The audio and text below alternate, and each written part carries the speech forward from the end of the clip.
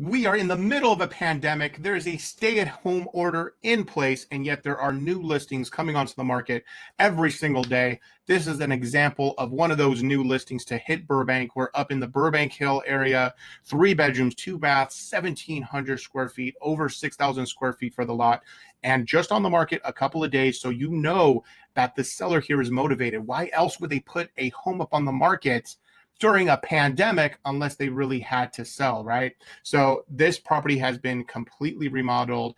I got a feeling they came in, did a flip, and unfortunately they just got caught in bad timing. They got to sell during a pandemic, which obviously nobody wants to do, but they seem to be motivated. The asking price, $1,349,000. If you want to take a look at this property, just let me know and I'll take you on a private tour. But this right here is one of the newest listings right now in Burbank.